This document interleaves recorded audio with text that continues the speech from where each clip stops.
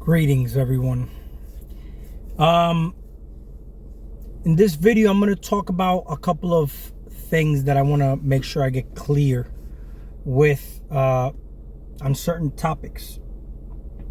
When it comes to, whenever you hear people talking about we are all mirrors and reflections and versions of each other and whatnot, let's talk about that in particular. What does that even mean? Okay, because a lot of people just associate with certain things, and it's very far from that. But let me add some clarity on this. Whenever you have, let's start with this. I had a team of demo reps. I remember when I was running a supplement company, I had about 12 demo reps, and I remember that I would take these demo reps and I would basically spread them around to different supplement stores. And what I had them do was spread the good word, talk about our products, get people engaged into selling our stuff. The ones I liked main and foremost were the new employees, the ones that I knew were easily moldable. Okay, and you can start to look at this on a global scale, how everything is attacked toward the children first, because the kids are easily moldable. Give me a child from the age of 1 to 7 and I'll show you the man.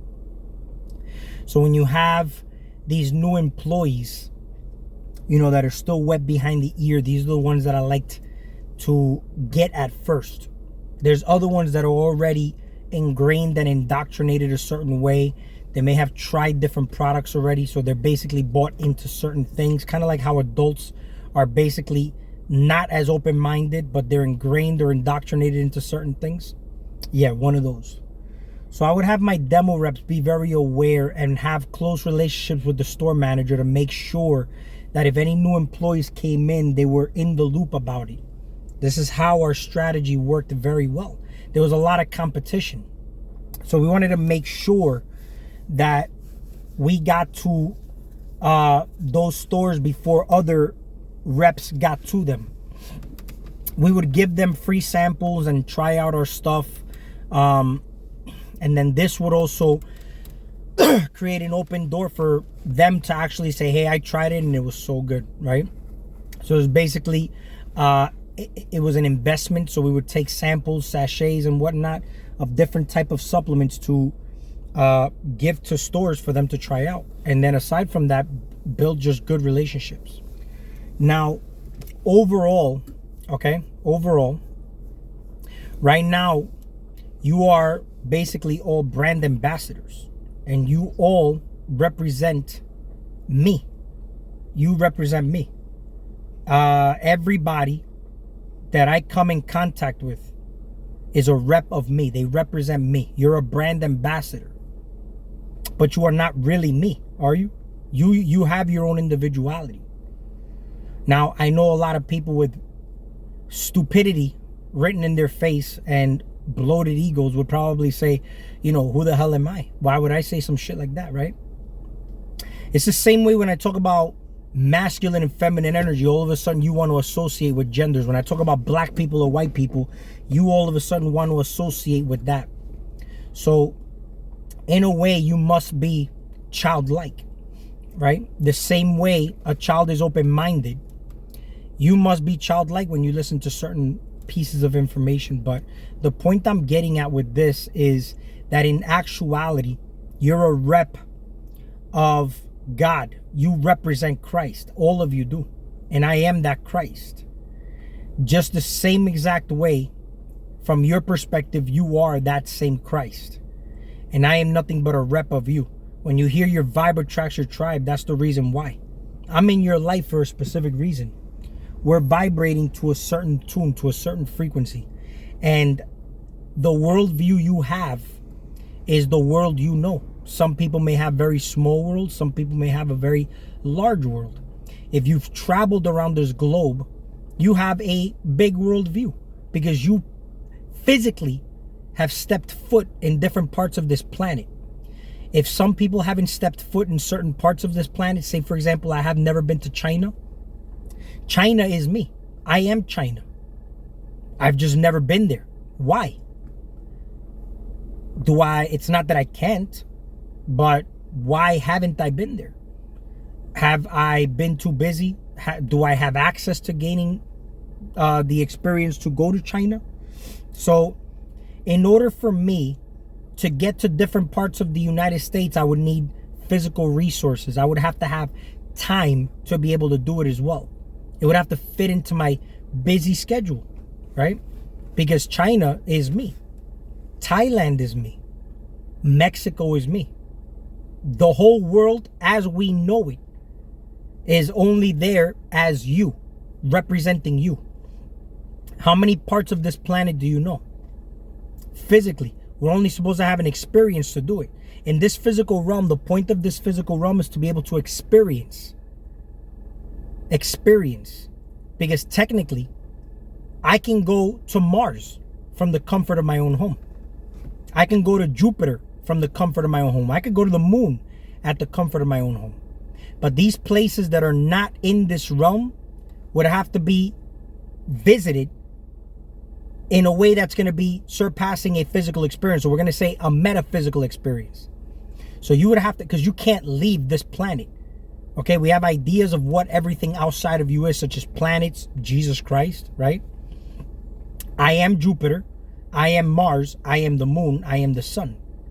It's there as me because it exists as I am aware of it. So I'm able to be there as myself in a metaphysical experience. The same way when you come out of body, it's a metaphysical experience. Your body is the representation, the rep, the brand ambassador of the planet, the world as we know it. This is the heart. So if I'm looking at this planet is me. This is what I am. But for me to see anything outside of this planet, I would have to have a metaphysical experience. To go to the moon, to go to Jupiter, to go to Mars, to go to Neptune, whatever it may be. I could even go to Betelgeuse. But it would have to be done in a metaphysical experience. What I am experiencing now as the world, I can technically do it in a metaphysical experience as well. But the point to this is to be able to do it physically. What are the limitations though? The limitations you were fed from the moment you were a child, from the ages of 1 to 7. See, as a child, you don't know lack. This is why Bob Proctor said you were born rich. Anything that's not of abundance is a bad idea, a negative idea that was fed to you. And you buy into that eventually due to programming, because your parents are technically God when you're a child. So you want a toy, and when you don't get it, you throw a fit, a temper tantrum. Why? Because you don't see lack. If you want it, why can't you have it? Now we get bought into the ideas of we have to have relationships in the form of families and whatnot. That's nothing wrong with that. But they are a distraction. They are a certain limitation to what you can actually do in your life. Buying a house, owning cars, owning things, they're kind of like you're a slave to these things in a way. When you have nothing, you're just free, you're liberated, you know?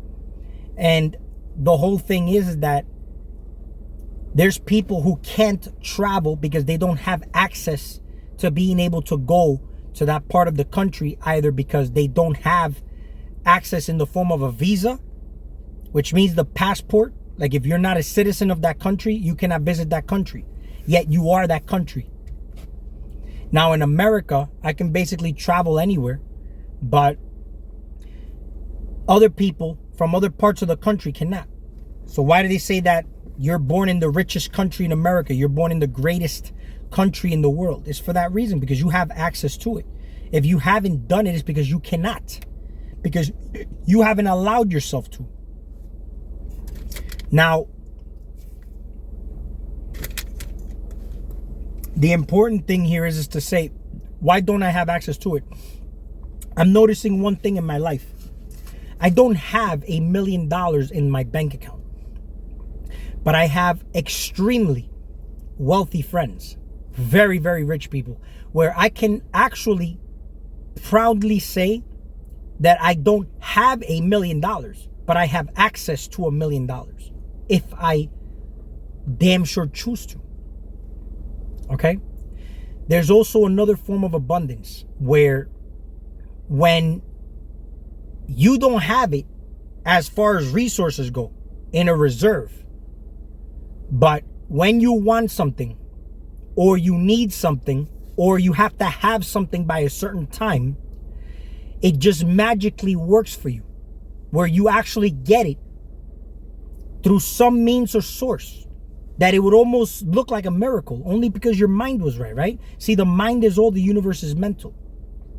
Now, whenever you want something and you get it when you're supposed to have it, that's a real source of power. Probably the biggest source of power you can actually experience. It's like knowledge. There's people who take DMT and whatnot, and they say that it's scary because you get 50 years worth of knowledge in 5 minutes.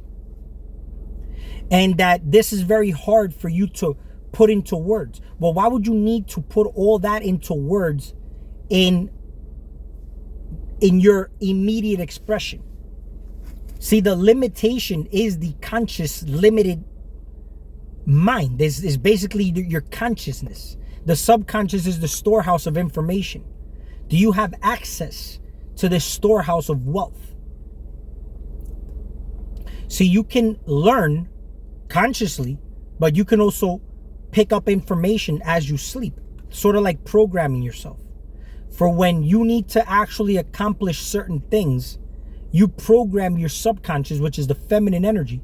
And when you're consciously going about your tasks, you have that motivation because you're backed up by the feminine energy.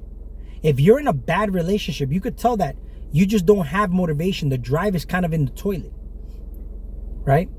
But when you have a good woman, do you notice how even through beautiful sex and just through beautiful chemistry, you just have that motivation to strive, right? Like you guys get shit done. That's the importance of knowing yourself first, for you to know what feminine energy you're going to have in there. Because in order for you to program yourself, you have to be consciously aware of what you're programming yourself with to begin with. But that comes down to awareness. So you could be conscious, but you're not aware. I mean, you could be consciously walking, but are you aware of what's going on while you're conscious? So the moment you're aware of certain negative programmings that are imbalanced, that don't serve you, you are now shedding light and you are guiding now the parts of you that were in darkness. That's really masculine energy directing feminine energy. But it wouldn't happen if feminine energy wasn't there, if negativity wasn't there. You can either discard it or you can transmute it. This is what you do with ideas and whatnot. You basically can project certain things. That's a masculine act. You can share this with your woman. Your woman holds it as a container. But you know what's funny though, is she can actually, from a metaphysical space, kind of give you the hunches, inspirations, and ideas. And you go put this work to practice. This is how the systems don't really work nowadays. More or less the way it works is that the woman stays home, taking care of children, cleaning after you, while you go to work for 9 or 10 hours or more, depending on what you do. Some people travel for work, so they're out even way more, right? Now, think about this though, because there's a lot of people that say that the children are supposed to be guided by the man. But the woman is basically the one that's influencing these children because they're with her the majority of the time, right? So what is the guy doing? Just bringing money home to sustain a living that's part of an illusion of a system that's designed to keep the wheels just moving. That's all it is. So when they say be fruitful and multiply, you're just entertaining a fake ass system. That's all it is. You notice how poor people are the ones that are reproducing and having the most babies? It's like animalistic. You see, you think that having a lot of children is a beneficial thing, and it's not. It's not.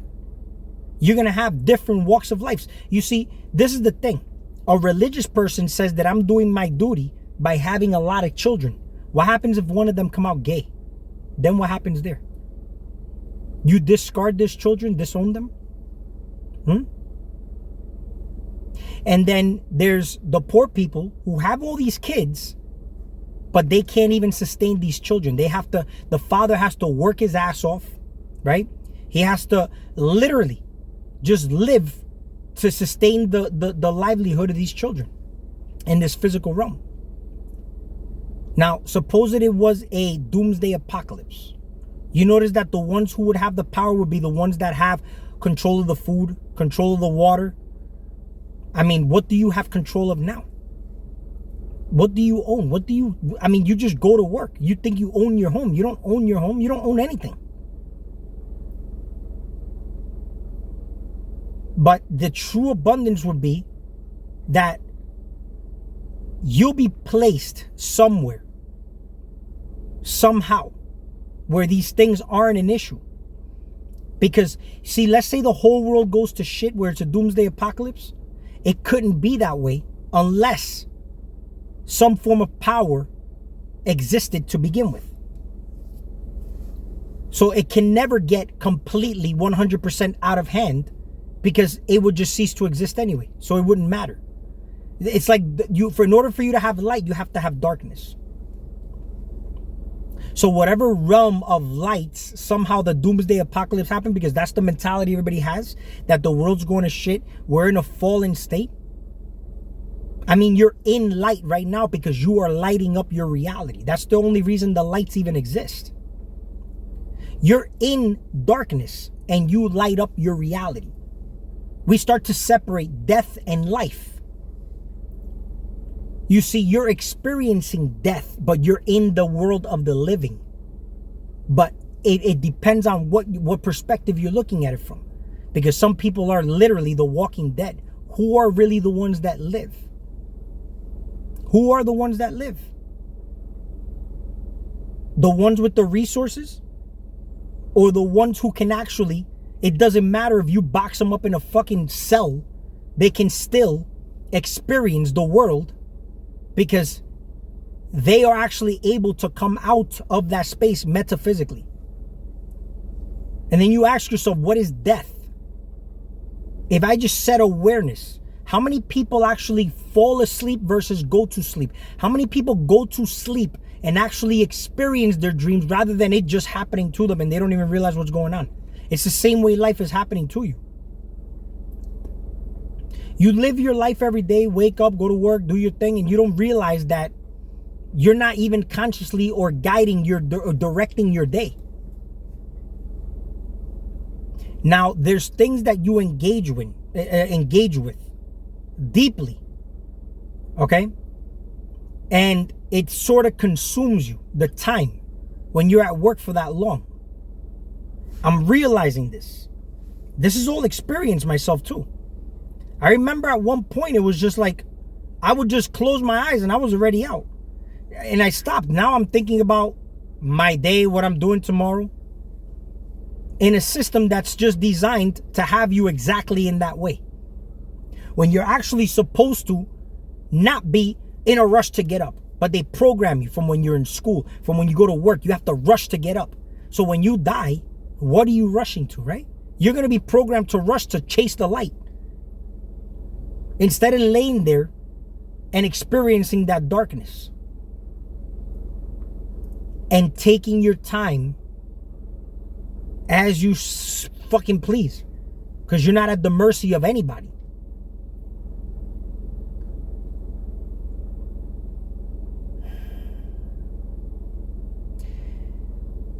When I say brand ambassadors, you represent Christ. You're all Christ. The body of Christ. Everybody has to be aware that they got to become the man. And in order for you to be the man, you have to beat the man. This can be in the form of beating the system that's in charge by the man who runs it. Okay? And how do you beat the system? How do you beat the man to be the man? Feminine energy. Okay? Because in this realm, whatever it is that you're looking at is all chemistry. So suppose that you're having a metaphysical experience, genders, none of that should exist. It's all androgynous. Here, in order for you to have any self-realization or actualization, you have to have feminine and negative energy intact with positive masculine energy. If not, you're just out of balance. And it's not even really supposed to ever even really be a 50-50 regardless to begin with. Okay? I had this one video that I saw where, you know, I was linked to it, something that Cardi B said. And I'm going to make a short video on it because people flock to these people only because they have followers or they're famous and whatnot. I'll put that in the next video. That's all I have for this video. So, do me a favor, hit that like button. If you're not subscribed, subscribe, then we'll talk soon.